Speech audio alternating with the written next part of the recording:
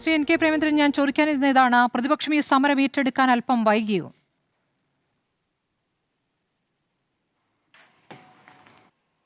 അങ്ങനെ പറയാൻ കഴിയില്ല. കാരണം നീറ്റിന്റെ ചോദ്യപേപ്പർ ചോർച്ച ഉണ്ടായ ഘട്ടത്തിൽ തന്നെ ഈ വിഷയം പാർലമെന്റിൽ ഉന്നയിക്കുകയും ശക്തമായ പ്രതിഷേധം പ്രകടിപ്പിക്കുകയും ചെയ്തതാണ്.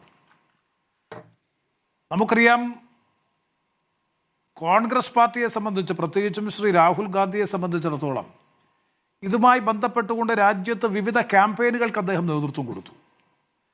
പക്ഷേ പ്രത്യക്ഷമായി തെരുവിലേക്കൊരു സമരരംഗത്തേക്ക് കടന്നു വരാൻ കഴിഞ്ഞില്ല എന്നുള്ളതൊരു വസ്തുതയാണ്. ശരിയാണ്, ഒരു സംശയവും വേണ്ട. ഈ കാര്യത്തിൽ CJPയുടെ നേതൃത്വത്തിൽ പ്രത്യേകിച്ചും ഒരു ന്യൂജൻ സമരമുഖം എന്ന നിലയിൽ അവർ വളർത്തിക്കൊണ്ടുവന്ന സമരത്തിൻ്റെ പശ്ചാത്തലത്തിൽ തന്നെയാണ് ഈ പ്രശ്നം ദേശീയ ശ്രദ്ധ ആകർഷിക്കാൻ കഴിഞ്ഞതും കൂടുതൽ ശക്തമായ നിലയിൽ ഈ സമരം പ്രതിപക്ഷമടക്കം ഏറ്റെടുത്തുകൊണ്ട് പോകാനും തയ്യാറായത്. ആ തെരുവിലേക്ക് ഈ സമരം കൊണ്ടുപോയതിൽ, ദേശീയ തലത്തിൽ ജനശ്രദ്ധ ആകർഷിക്കുന്ന നിലയത്തിൽ ഈ സമരമുഖം വളർത്തിക്കൊണ്ടുവന്നതിൽ CJP വഹിച്ച പങ്ക് നമുക്ക് ഒരിക്കലും വിസ്മരിക്കാൻ കഴിയുന്നതല്ല. പക്ഷേ ഞാൻ നേരത്തെ പറഞ്ഞതുപോലെ ഇത് വിദ്യാർത്ഥികളെ മാത്രം അല്ലെങ്കിൽ യുവാക്കളെ മാത്രം ബാധിക്കുന്ന ഒരു പ്രശ്നമില്ല, രാജ്യത്തിൻ്റെ ജനാധിപത്യ സംവിധാനത്തെ തന്നെ ബാധിക്കുന്ന ഒരു പ്രശ്നമാണ്. ഞാനത് പറയാനുള്ള കാരണം, ഇപ്പോൾ ഇതൊരു കീഴ്വഴക്കമായി മാറി തീർന്നിരിക്കുന്നു. സാധാരണ പാർലമെന്ററി കീഴ്വഴക്കം അനുസരിച്ച് പ്രതിപക്ഷ നേതാവ്, അംഗീകൃത പ്രതിപക്ഷ നേതാവ് എപ്പോൾ എഴുന്നേറ്റാലും സംസാരിക്കാൻ അവസരം കൊടുക്കണമെന്നുള്ളതാണ് നിയമസഭയിലായാലും പാർലമെന്റിലായാലും ഉള്ള പരമ്പരാഗതമായിട്ടുള്ള നമ്മുടെ കീഴ്വഴക്കം. പക്ഷെ നിർഭാഗ്യകരമെന്ന് പറയട്ടെ, സ്ട്രക്ചേർഡ് ആയിട്ടുള്ള നോട്ടീസ് കൊടുത്താൽ പോലും, ഘടനാപരമായ നോട്ടീസ് കൊടുത്ത് ഒരു വിഷയം ഉന്നയിക്കാൻ ചട്ടമനുസരിച്ച് നോട്ടീസ് കൊടുത്താൽ പോലും പ്രതിപക്ഷ നേതാവിന് അവസരം കൊടുക്കില്ല എന്ന നിലയിലേക്ക് ഏറ്റവും ശക്തമായ ഏകാധിപത്യ പ്രവണത എന്ന് പറഞ്ഞാലും പോരാ, ഫാസിസ്റ്റ് പ്രവണത, അതാണെന്ന് പാർലമെന്റിനകത്ത് കാണാൻ കഴിയുന്നത്.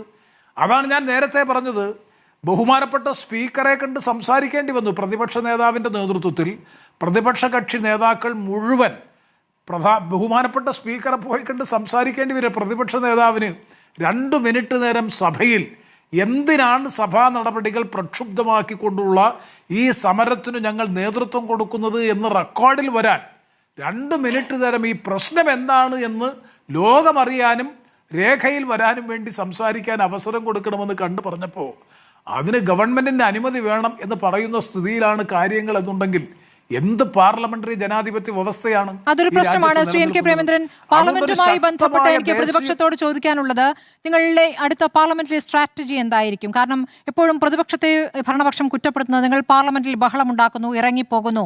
നിങ്ങൾ ഇറങ്ങിപ്പോകുമ്പോൾ പ്രധാനപ്പെട്ട ബില്ലുകൾ ഭരണപക്ഷം പാസ്സാക്കുകയും ചെയ്യുന്നത് നമ്മൾ പല ഘട്ടങ്ങളായി കണ്ടിട്ടുണ്ട്. ഇപ്പോൾ എന്താണ് ഇന്നത്തെ ഈ സംഭവവികാസങ്ങളുടെ പശ്ചാത്തലത്തിൽ പാർലമെന്റിൽ എങ്ങനെയായിരിക്കും പ്രതിപക്ഷം അടുത്ത ദിവസങ്ങളിൽ? തീർച്ചയായിട്ടും ഈ കാര്യത്തിൽ ഒരു തീർപ്പുണ്ടാകാതെ പിന്നോട്ട് പോകുന്ന പ്രശ്നം ഇല്ല. കാരണം ഇത് ജനങ്ങൾ ഏറ്റെടുത്ത ഒരു പ്രക്ഷോഭമായി രാജ്യത്ത് വളർന്നു വന്നു കഴിഞ്ഞിരിക്കുന്നു. വരും ദിവസങ്ങളിൽ വിവിധ സംസ്ഥാനങ്ങളിൽ സമാന സ്വഭാവത്തിലുള്ള ശക്തമായ പ്രക്ഷോഭങ്ങൾ രൂപപ്പെടും. നാളെ രാവിലെ 10 മണിക്ക് ഇന്ത്യ മുന്നണിയുടെ ഫ്ലോർ ലീഡേഴ്സിൻ്റെ പാർലമെന്റിലെ കക്ഷി നേതാക്കളുടെ യോഗം ചേരുന്നുണ്ട്. അവിടെ വെച്ച് അതിശക്തമായിട്ടുള്ള ദേശീയ ജനകീയ പ്രക്ഷോഭത്തിന് പ്രതിപക്ഷം നേതൃത്വം കൊടുക്കും. ഈ പ്രശ്നത്തിലൊരു തീർപ്പുണ്ടാകാതെ ഈ വിഷയത്തിൽ നിന്ന് പിന്തിരിയുന്ന പ്രശ്നമില്ല.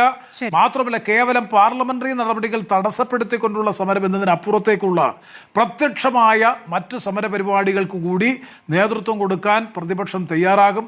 അതായിരിക്കും ഞങ്ങൾ നാളെ എടുക്കാൻ പോകുന്ന സ്ട്രാറ്റജി.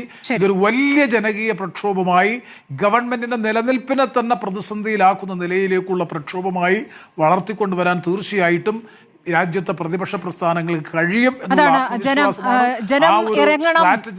ജനം ഇറങ്ങണമെന്ന ആഹ്വാനമാണ് രാഹുൽ ഗാന്ധിയും ഈ സമരത്തിൽ നേരത്തെ നടത്തിയിരുന്നത്.